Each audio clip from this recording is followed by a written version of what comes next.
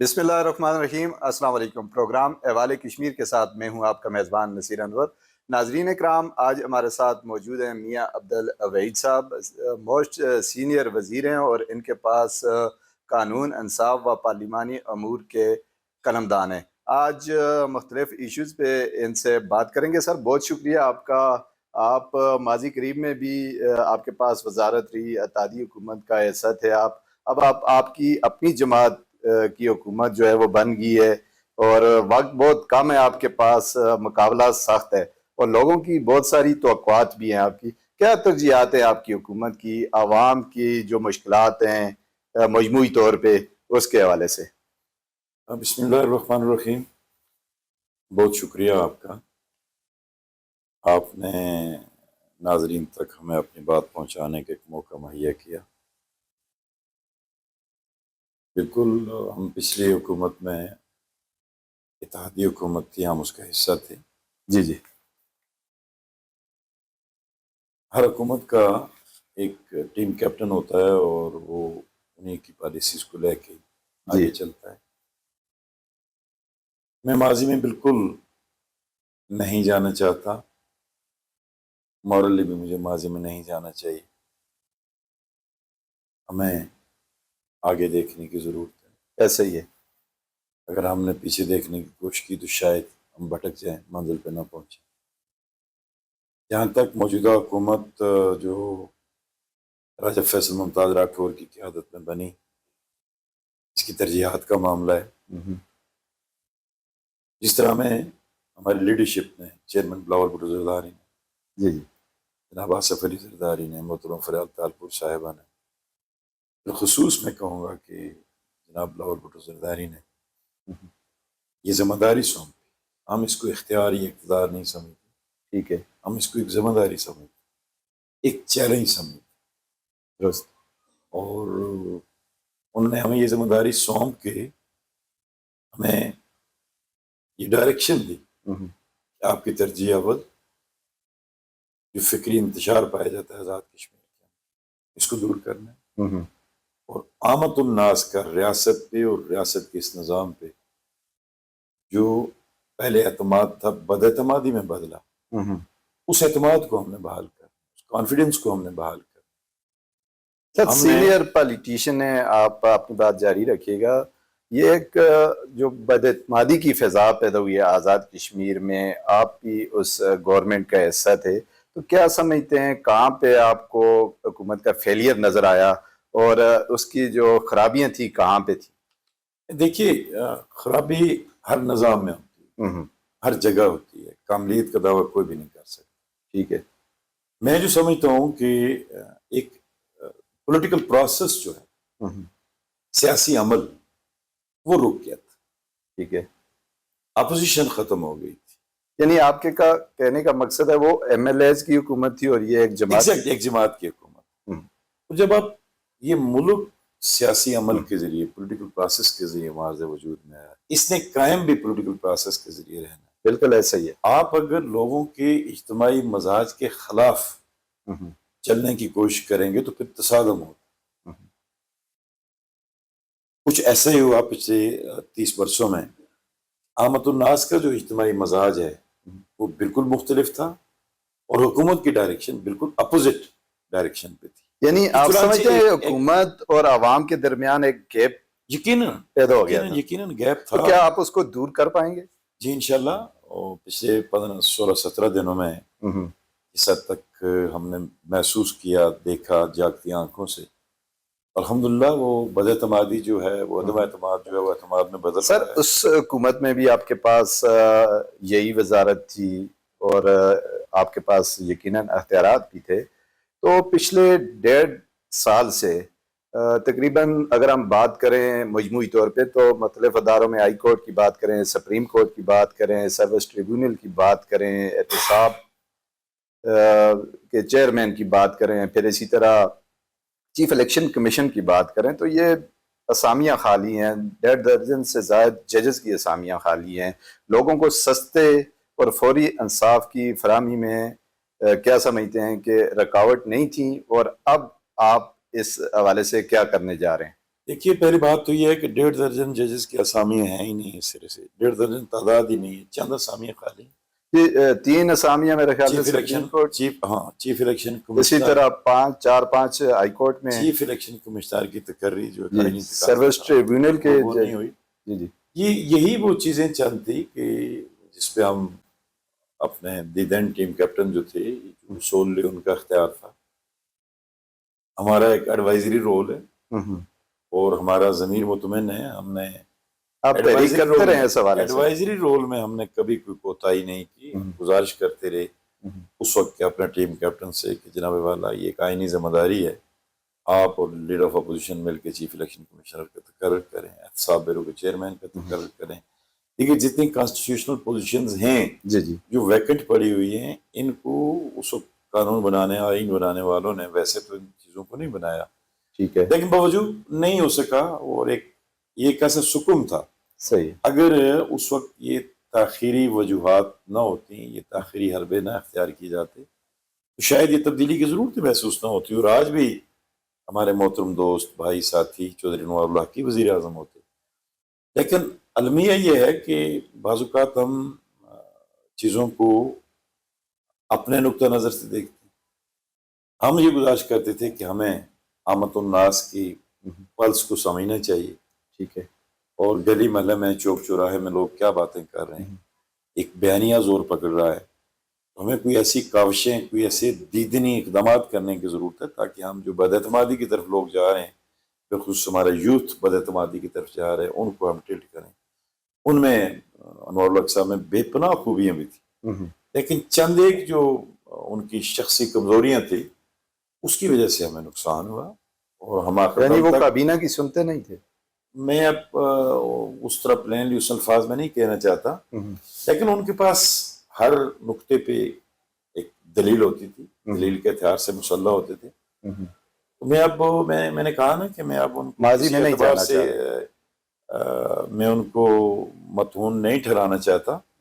کچھ تو تھی غلطی، he is very near and dear to me, میں ذاتی بات کروں، جی جی، وہ جو اس وقت پرائم منسٹر ہیں یہ ان کے سب سے زیادہ قریب تھے، میں ان کے سب سے زیادہ قریب تھا، 2-3 ساتھی اور سب سے زیادہ قریب تھے، اور ہمیں جماعت کے اندر بھی، پیپلز پارٹی کے اندر بھی ہم پہ طنز کیا جاتا تھا کہ ہم ان کے قریب ہیں۔ جی جی، ہم ان کے قریب کسی ذاتی منفعت کی بنیاد پہ نہیں تھے، ہم چیئرمین بلاول بھٹو زرداری کے فیصلے کے مطابق ہم ان کے ساتھ تھے، صحیح، اور ہمارا ایمان یہ تھا کہ جس کے ساتھ پارٹی نے ہمیں رکھا ہے کہ آپ ان کے ساتھ کھڑے ہوں، تو پھر ہم ہاف ہارٹیڈلی اس کے ساتھ کھڑے نہیں ہو سکتے، پھر ہم ہول ہارٹیڈلی ان کے ساتھ کھڑے، ان کی ساری اچھائی برائیوں میں ہم شریک تھے۔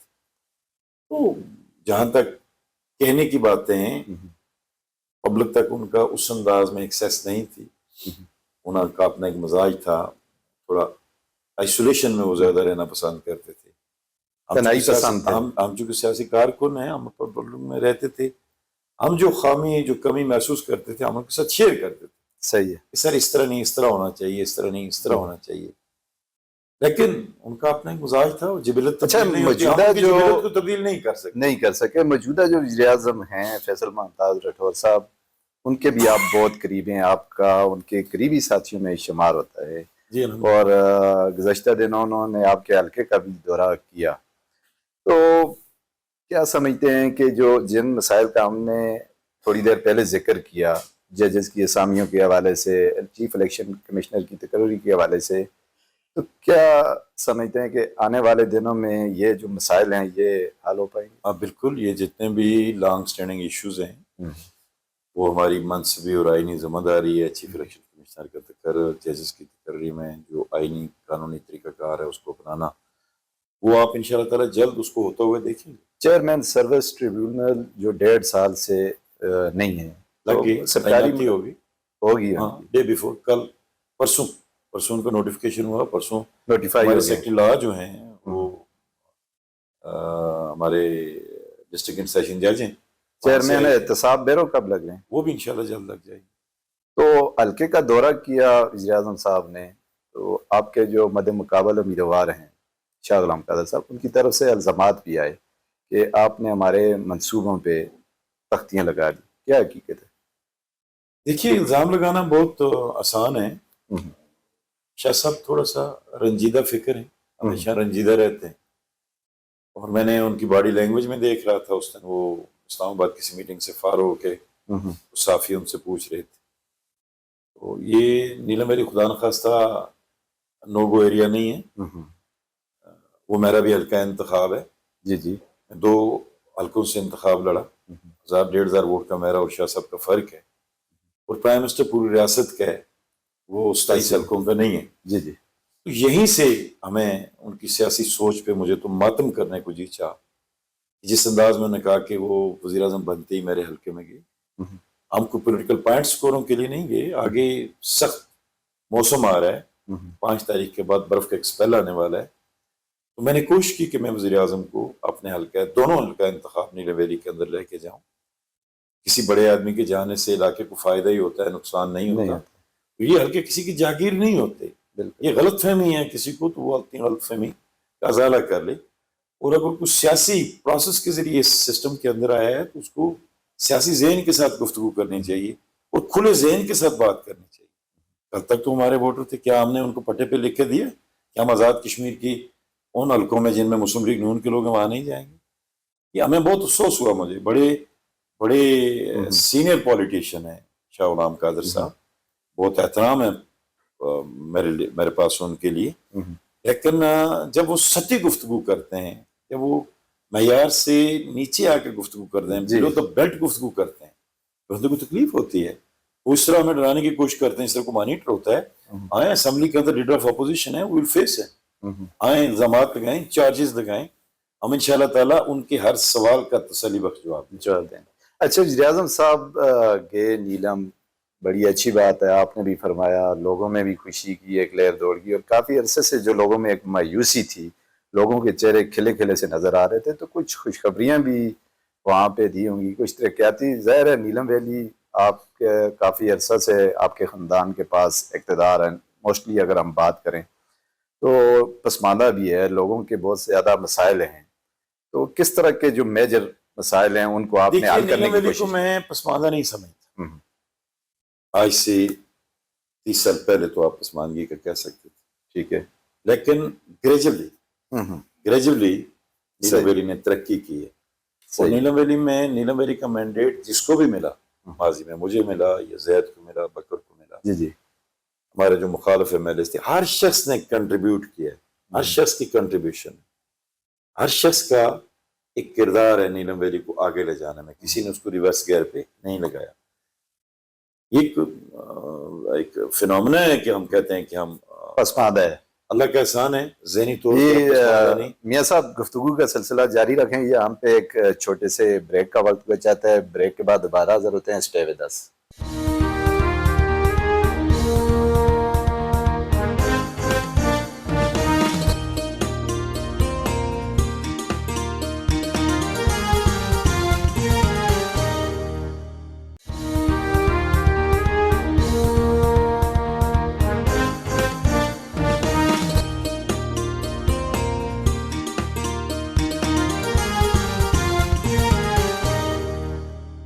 وقفے کے بعد دوبارہ خوش آمدید. وقفے سے پہلے ہم نیلم ویلی کے وسائل اور مسائل کے اوپر بات کر رہے تھے. ہمارے ساتھ موجود ہیں موسٹ سینئر وزیر میاں عبدالوحید صاحب, ان کا حلقہ بھی ہے. میاں صاحب, کیا اعلانات ہوئے جس کی وجہ سے شاہ غلام قادر صاحب کچھ پریشان دکھائی دے رہے ہیں کہ وزیر اعظم صاحب کے ہیں, آگے الیکشن بھی آنے قریب ہیں؟ دیکھیے, ان کی پریشانی کا ہمارے پاس کوئی علاج نہیں, وہ ہمیشہ پریشان رہیں.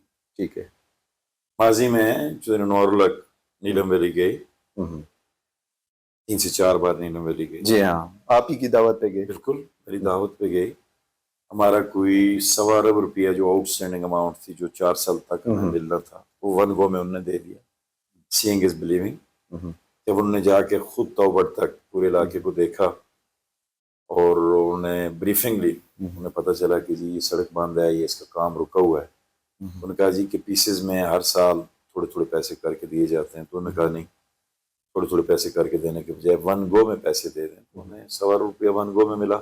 جو آؤٹ اسٹینڈنگ لائبلٹیز تھیں لوگوں کی وہ مل گئی. ہمیں روڈز ملے, اپر لوور دونوں حلقوں کے اندر ملتے رہے.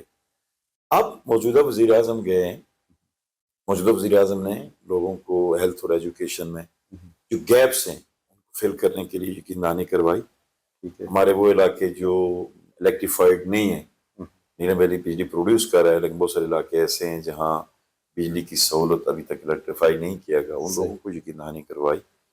सबसे बड़ी बात यह है कि घुटनज़दा माहौल था, उस घुटनज़दा माहौल में जो फिक्री इंतशार पैदा हुआ था उसको तोड़ना हमारा मकसद था। आपने जैसे खुद कहा कि लोगों के चेहरों पे जी ऐसा ही शादबानी देखी आपने, निखार देखा आपने। तो बाज़ लोगों को, बाज़ हमारे सियासतकारों को जमूद चाहिए, वो नहीं चाहते कि फ्रेश ब्लड सामने आए, वो नहीं चाहते कि कोई आपके इलाके के अंदर जाए। नीलम वैली में जो भी वज़ीर आज़म गया, नीलम वैली को कुछ दे के आया, वहां से लेकर कुछ भी मियां नहीं आया। साहब और अब भी जी जी अभी उनकी परेशानी की वजह जो है शाह राम कादर साहब की, कि बड़े पैमाने पे लोग चिनाना से पहले दिन हम लोअर हल्के में रहे, अच्छा अगले दिन हम बालाई नीलम वैली के अंदर रहे। बालाई नीलम वैली में तारीखी इस्तकबाल हुआ वज़ीर आज़म, अच्छा तारीखी इस्तकबाल। बिला मुबालगा हम ये कहते हैं कि अमेरिकी हम झूठ तो नहीं बोलते, मैं जी और आप बिल्कुल झूठ बोल सकते हैं। तो ये चीजें फिर शाह साहब को किस तरह हजम हो? वो हरगिज नहीं चाहते कि लोगों के अंदर इतनी बेदारी आए, लोग इतना खुल के सामने आए। जिस पुल का वो कह रहे इसी हैं, वजह से इस रंजीदा पुल, हैं। हाँ इसी वजह से रंजीदा है।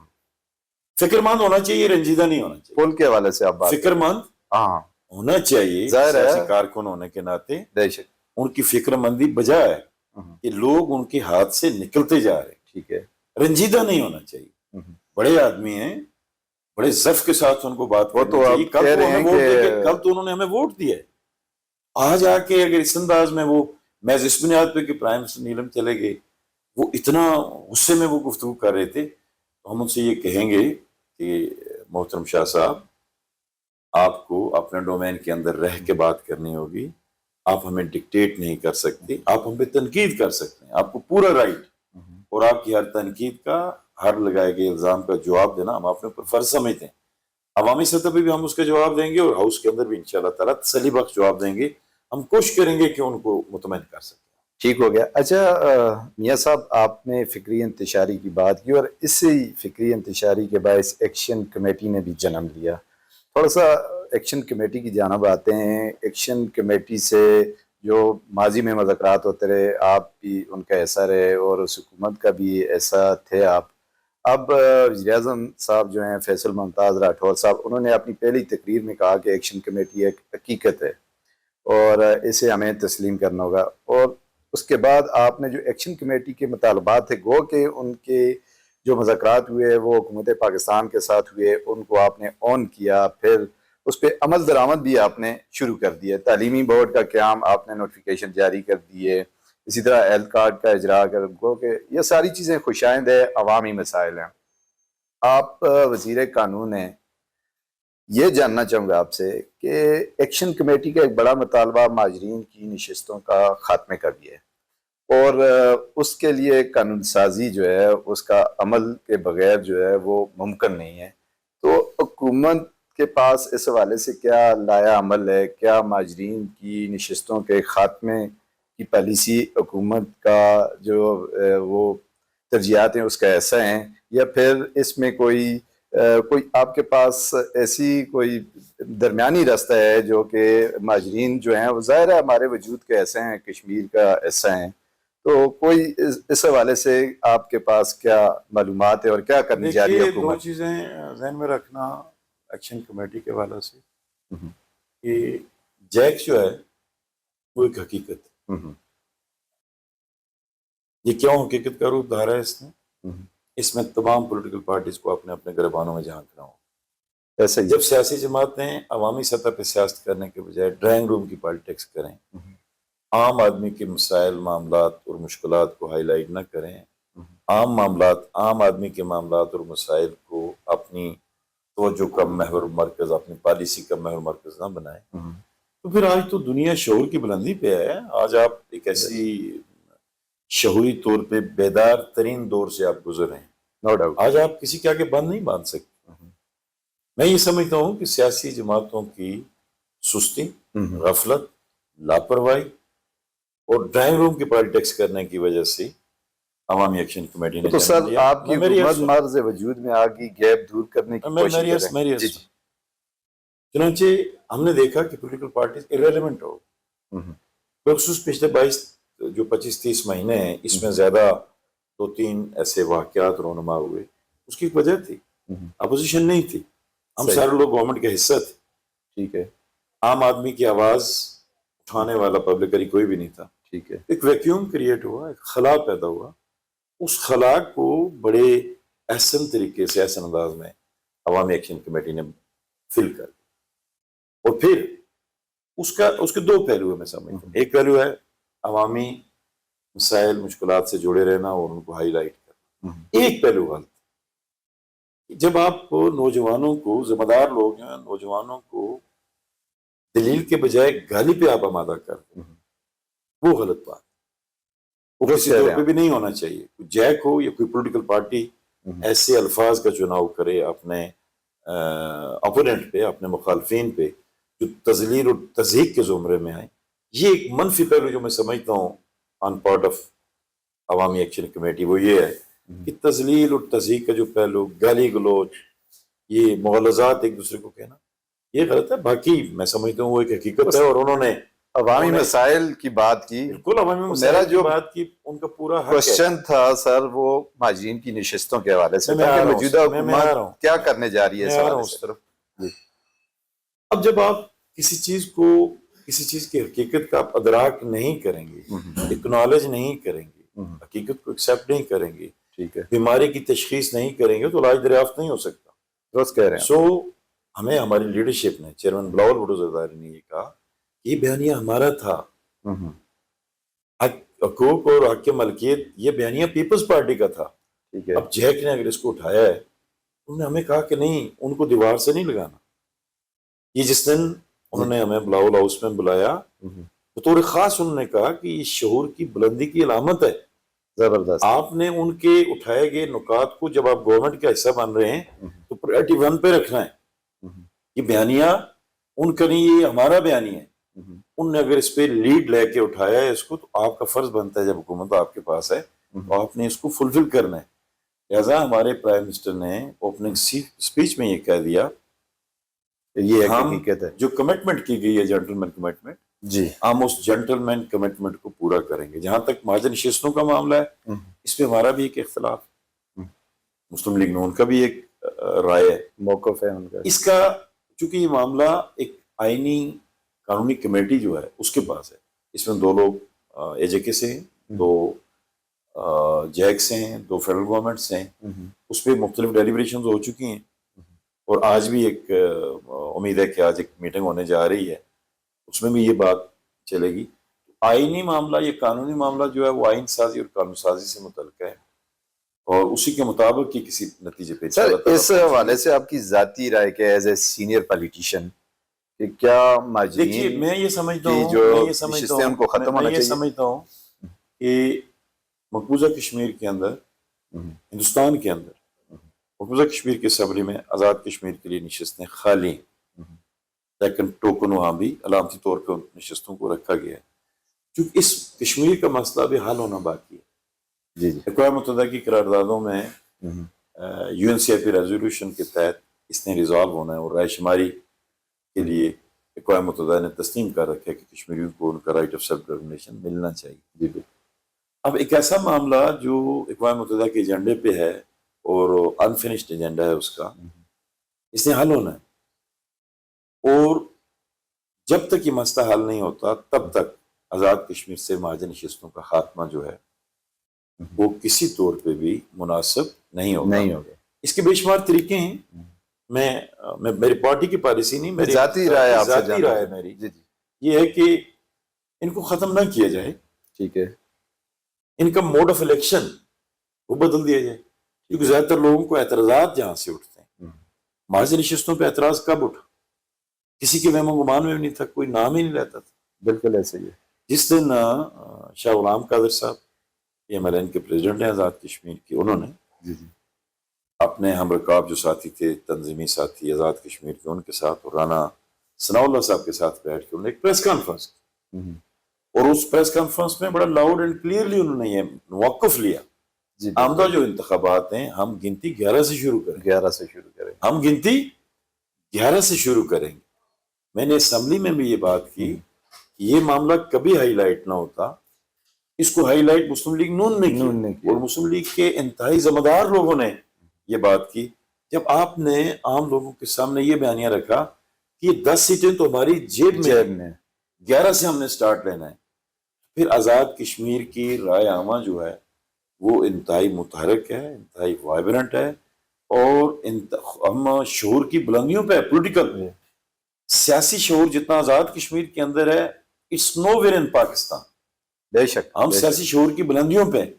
تو عام لوگوں نے، یوتھ نے، نوجوانوں نے، عقل سلیم رکھنے والوں نے اس پہ احتجاج کیا، صدائے احتجاج بلند کی، اور احتجاج اس حد تک لے کر آگے چلے گئے کہ جی وہ اس کی حقانیت جو ہے اس سے انہوں نے کہا نہیں کہ ان کا بالکل خاتمہ کر دیا جائے۔ میں یہ سمجھتا ہوں کہ اس کا قصور سارے کا سارا مسلم لیگ نون کی لیڈرشپ پہ جاتا ہے۔ سر جب انہوں نے ان کا اس انداز میں بیان کیا کہ یہ تو ہماری جیب میں بھائی 10 سیٹیں، اس کا مطلب ہے آپ نے آزاد کشمیر کے لوگوں کے اجتماعی سیاسی شعور کو گروی رکھ دیا، بلڈوز کرنے کی اکسائی کی، اور اعلانیہ آپ نے کہہ دیا کہ 10 تو ہم گھر سے لے کے چلیں گے جلو ٹھپے کے ساتھ، تو حکومت سازی ہم کریں گے۔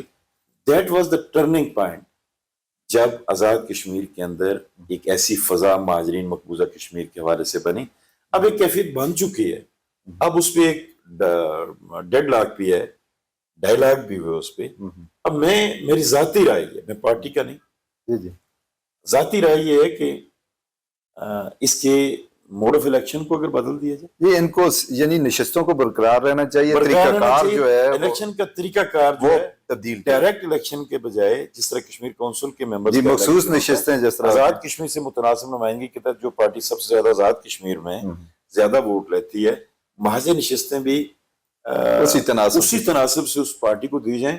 وہ پارٹی محض ممبران اسمبلی سے، ویلی سے، جموں سے ان کو لے کے آئیں، یا ان کو تھوڑا سا ان کا سائز کم کر دیں۔ اچھا یہ تو موقف آپ کا سامنے آ گیا، بڑی زبردست آپ کی یعنی آپ نے رائے ہے، اس ایشو کو سیٹل کرنا ہے ایک کامن ذہن ہونے کے ناطے میں سمجھتا ہوں کہ یہ بھی آپشنز ہیں۔ لیکن آپ دیکھیں کیونکہ میں I'm not part of that committee، یہ بڑا گنجلک معاملہ ہے، بڑا پیچیدہ معاملہ ہے، اس کا آفٹر آل کوئی نہ کوئی سولوشن تو نہیں۔ سر آخری سوال ہے اسی حوالے سے اس میں ایڈ کر دیں کہ یہ وہ مہاجرین کے فنڈ ہیں وہ بھی بند کر دیے گئے ہیں، اور جو کوٹا ہے مہاجرین کا جو تھا اس کو بھی کیا ختم ہونا چاہیے یا برقرار رہنا چاہیے؟ دیکھیے دو چیزیں ہیں، میری اپنی ذاتی اوپینین ہے، میں اس پہ 2013 میں کی اسمبلی میں ہم نے قرارداد لائی تھی، تمام سیاسی جماعتوں کے اتفاق سے قرارداد لائی، آزاد کشمیر کی اسمبلی کی وہ واحد قرارداد ہے جس میں اس وقت کی ساری پولیٹیکل پارٹیز نے دستخط کی، یعنی اور مہاجر ممبران اسمبلی اس کا حصہ تھے۔ اس میں یہ طے ہو گیا تھا کہ بیک لاگ ہے اس کو پورا کریں 2016 تک، 2016 کے بعد اوپن میرٹ ہونا چاہیے۔ دیکھیے ہم اگر وہی بات آتی ہے کہ ہم اگر اپنے نوجوانوں کے دلوں میں اٹھنے والے جذبات کو سمجھنے کی کوشش نہیں کریں گے تو پھر مہاجر اور انصار ایک دوسرے کے دست و گریباں ہوں گے روزی روٹی کے لیے۔ بہت بہت شکریہ سر، ہمارے پروگرام کا ناظرین وقت ختم ہو گیا ہے۔ آج ہمارے ساتھ موجود تھے موسٹ سینئر وزیر میاں عبدالوحید صاحب، جنہوں نے ایکشن کمیٹی کے حوالے سے اور جو ججز کی تعیناتی ہیں اور حکومت کی جو ترجیحات ہیں اس حوالے سے کھل کے بات کی ہے۔ اب تک کے لیے اتنے ہی، انشاءاللہ اگلے کسی پروگرام میں نئی مہمان شخصیت کے ساتھ آپ کی خدمت میں دوبارہ حاضر ہوں گے۔ تب تک کے لیے اپنے میزبان نصیر انور کو دیجیے اجازت۔ اللہ نگہبان۔